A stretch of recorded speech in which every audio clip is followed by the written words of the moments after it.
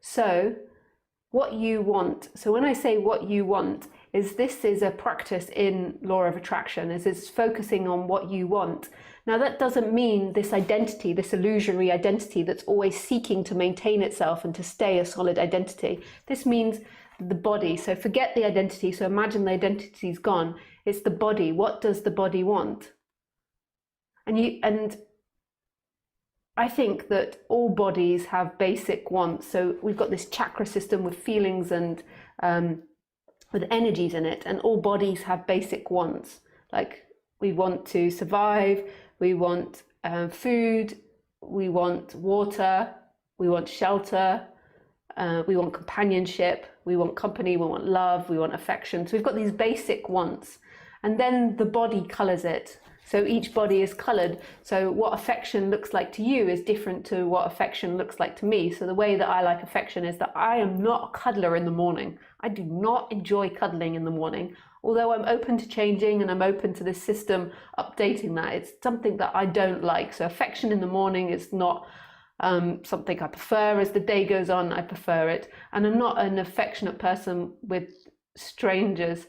Like I always see these women that are so affectionate and so touchy, and like I like their energy, but it's just not my way. I'm English, I'm reserved. You don't touch a stranger. You keep distance, you give people space, and that's something that this body is conditioned on. It's not an identity where I'm like, that's who I've got to be. I've got to be someone that's cold and removed. No, don't touch me, nobody touch me. It's just something that this body is. And if you find me later in the day, I'm more affectionate. So as the time goes on, I get more affectionate. I wake up less affectionate and I get more cuddly as the day goes on. But if you're a stranger, if I don't know you, if you're not in the immediate family or friendship, I'm not so much into touching. But that's not my identity. When you're identified, that becomes somebody that you have to maintain and you have to be and that you have to show. And in a way, you believe by maintaining that and being that person, you're actually going to find this home, this sense of freedom in the future, which is crazy.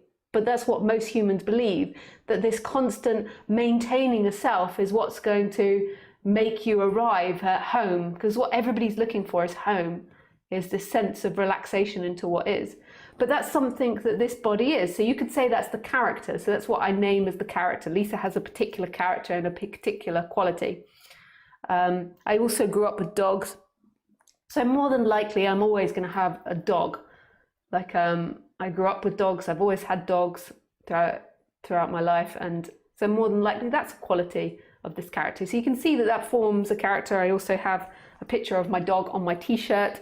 I bought 4 t-shirts with pictures of my dog on it for my birthday last week, and I've been slightly obsessed with wearing them. I think the last 5 or 4 YouTube videos I've been wearing my dog t-shirt. So you could say that's like a quality, a characteristic of this body, and that's conditioned. It's social and it's genetic, but that's not who I am. That's something that's happening in the body. It's a response to the world. Who I am is what is. Who's looking out now is what is. And this body has certain wants. So I want a simple life. I also appreciate simplicity. I don't want a complex life. So the last couple of years I stopped traveling so much. At first, and I did talks, I traveled, but it was too complex and too much, and so I stopped doing that. I stay more at home. I like simple things.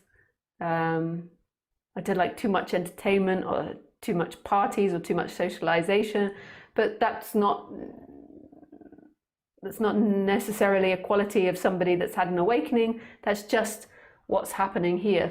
It's just this. It's just what's happening in this system. And I was like that as a child. I was always a bit of a loner as a child. I feel like I went back to being more childlike. So these are characteristics, but this isn't me. This is what other people can describe of me, but it isn't me. Who I am is what is, right here, right now, looking out. Like, it's abstract, the idea that that character that I'm describing to you is what's looking out. It even feels abstract describing it to you, let alone it being that looks out of this body and is like like making this body move. Like this person that loves dogs isn't making the arm move or making the mouth speak. What's actually happening is what is doing all of this. It's coming out and it's making it look like Lisa character is doing it, but it's not. That's just the way we describe things. It's just our social conditioning to believe that there is an entity inside this body that's doing it, whereas actually it's just what is. It's so simple, it's so ordinary. But my character is going to be more happy if she acknowledges and engages with what she wants. Like you could say your natural wants, not your seeking wants, not this when you're identified with a person that's moving in time and trying to get home through your wants. Your natural wants, the natural bodily wants, if there is an alignment with them, then they will manifest, firstly, like you always get what you want, and secondly, the body will be in more harmony if you navigate to what you naturally want. So, and you could say that that's what is speaking. Like it's obviously what is, or consciousness or life speaking through that complex character, because life is creating all of it and that identification. But when you're identified, it's about you. It's like once removed, it's like really removed. Like, so you have your natural urge and then there's all this identity built on top, all these feelings, ideas, and then it's like you, yours, I'm acting. Whereas when you let go of that, your natural wants are the way that God, life, what is, consciousness is moving you. So I have quite a basic and natural want to speak. I am a triple Gemini and I love creativity and I love speaking about this subject in really creative ways. And I love sharing love. And to me, non-duality is love. I also write. I write scripts and I write books and I love to be creative. And so having a life with that in it is very fulfilling to me. On the bodily level. So there's a want during the day to be creative. There's a want to do these things. There's also at time a want to drink. There's wants to be social. There's wants to cuddle. There's wants to be intimate. There's wants to laugh, to joke. All these natural wants. But none of them is creating an identity that then is looking for home in that identity. This is when the illusion forms that that is you and that is somebody that's looking out of these eyes. That is simply the body, the character. And the more in line you are with your wants, the more balanced your character will be. And I wholeheartedly say I'm not always in line with my wants, and when I'm not, I get into trouble and I have conflict with people, and you can't always get what you want, but it's when I don't acknowledge what I want that the problem is. Like, and it's actually the most compassionate and nicest way to be. It sounds really selfish to always go what you want, but through this, it actually makes you really kind. It stops all hate, anger, resentment, and it makes you really honest and humble. Like everybody has wants and desires. It's the way these bodies are programmed, and it's not about always being fulfilled, but you have to follow that chain. And it's not about necessarily getting it. It's not about the outcome. It's like following what God is instructing the body to do. And people hear this and they really misunderstand it. So it's like, oh, that means I can cheat with my wife, or that means that I can go and have sex with like underage boys or girls, or do all these things. And this isn't what's being talked about at all. It includes empathy and compassion. Like to me, my want for other people to be happy and for other people to experience love is actually stronger than me having my wants fulfilled. And that's really important that I acknowledge that. Acknowledge both sides of those things, those dynamics. Like, so say for an example, after this talk, I didn't walk Khaleesi today because it was very hot and I had to go to the airport, and then I fell asleep in the heat. So Khaleesi hasn't yet been walked. She's been in the garden, and she's very tired today. I think she got walked maybe a lot yesterday, I forget. But I haven't walked her yet. So after this talk, I will go and walk her. But I'm a bit tired today and I'm a bit lethargic. So actually, my natural want would be to not go for a walk. But my stronger want is to fulfill Khaleesi's needs and desires. And And so I will go for a walk with her, and I will take her for a long walk more than likely because she hasn't been out today, and I will enjoy it. But it's noticing those types of things. When you're identified, like what happens is you don't want to go for a walk and then you blame the object that makes you do something. But when you acknowledge that, then you're taking responsibility for yourself, and it's not anything to do with Khaleesi.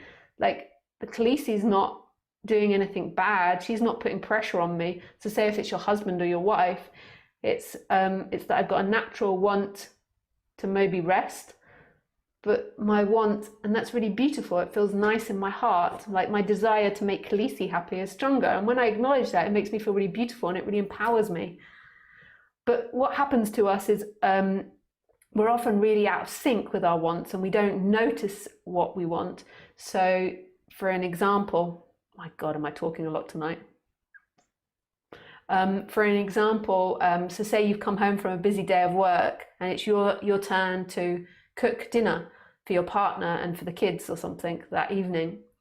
And if you don't acknowledge that you're really tired and that you're really exhausted and that you don't feel like doing it, what more than likely will happen if you're not acknowledging what's happening is you'll begin to blame your kids and your husband or wife for not doing it. And you'll begin to get into like weird psychological concepts like, oh, why do I always have to do this? Da, da, da, da, da. But if you're really honest with yourself, then it breaks these sorts of thought patterns. Like you come home and you acknowledge that, but you acknowledge that you don't want to do it. And you can even bring that up in conversation to people. You can even maybe talk about getting a takeout or something. And you acknowledge that, but then maybe your love and your desire for them wants it stronger, but maybe it doesn't. But if you don't acknowledge it, then it brings up hatred, blame, guilt, shame, pride, like all these very complex feelings. And then it will bring up arguments and you're not really sure what you want. Like you'll go into an argument and really what you wanted was just to not have to cook dinner tonight. And then you've ended up in an argument with your partner about how they never do anything. And you never do anything, I always do everything. And that to me is a very complex argument that's derived from lots of forced thoughts and from a family or a couple not being honest to their wants. And I'm not saying that I can't sometimes have these thoughts or these arguments with someone, but most of the time when I really reflect on it, it's always about lack of honesty on one or the other person's behalf. Like they've not established it first. Like, I'm too tired to do this, I'm exhausted, I need to change something. And then it's easier to blame the other person.